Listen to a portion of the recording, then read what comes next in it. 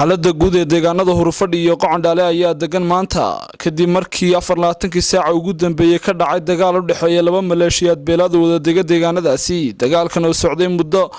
dhowr saac ayaa sababay khasaare dhimasho iyo dhaawac leh geesta kalena waxaa maanta gudaha deegaanka Horufadhi ku soo qulqulaya erga dhexdhexaada waxaana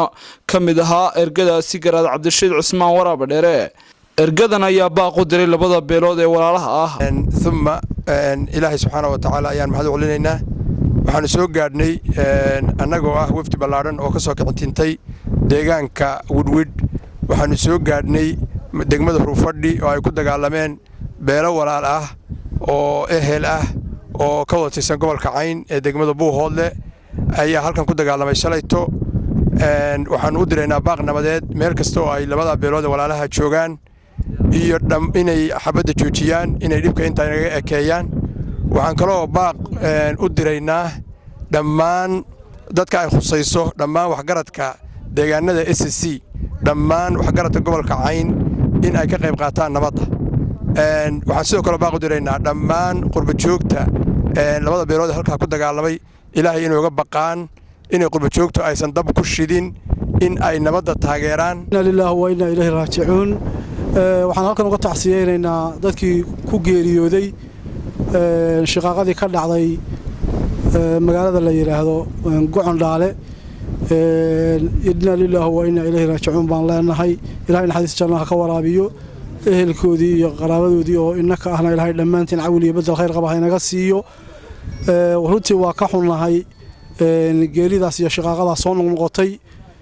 labada beelood ee ay dhex martay shaqaqadaasina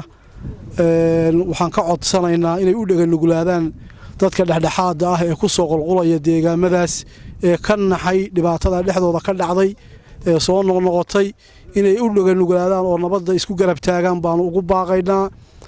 runtii sida wax u dhaceen ilaahay subxaanahu wa ta'ala ayaa naxariistiisa iyo fadligiisa ay ummaddu ku badbaaday labadii duhurnimo dagaal ka qarxay labada goobood Horufadhi iyo Qocondhale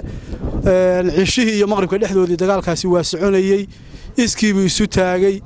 anigu waxaan kamid ahaa anigoo caaqil cali dahable ah odayaasha ku sugnaa goobta dagaalku ka dhacay waa xakameyn kari weynay waxba markii aanu ka qaban kari weynay lafaha ayaga meel iskala fadhiisanay dadka ergooyinka ah ee masaalixda khayrka u tartami jirayna waxaan u leenahay ka soo qayb gala wali ergooyin miisaan lihi ma soo gaadhin goobtii oo maalintii labaad ah waxaan u tacsiyeenaynaa wixii ku dhintay labada magaaladaas Qocondhale dadkii ku dhintay ilaahay naxariista jannaha ku siiyo kuwa ku dhaawacana ilaahay ha u booyadhayo insha Allah ilaahay idinkii wax qoran bay qadar ilaahay bay dhacday dagaalka ka dhacay labada magaalo Horufadhi iyo Qocondhale aad iyo aad baan uga xunnay haddaan nahay dad odayaashii iyo waxgaradkii deegaanka gobolka Cayn aad baan uga xunnay waa ka xumaanay dhibaatada soo noqotay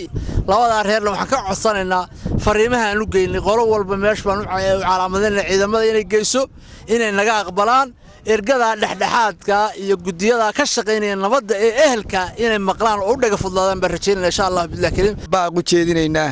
oo u direynaa labada beelood ee walaalaha ah ee dagaalkooda uu soo noqnoqday haddii aanu nahay odayaasha Caymeed ee ku ergada ahaa ee ku dhex jiray iyo dhammaanba ciddii waxgarada ee Caynaba waxaan ugu diraynaa in ay u dhagan nuglaadaan nabadda maaha markii horeysay ee labadan beelood uu dagaal ku dhex maro deegaano hoos yimaada gobolka Buuhoodle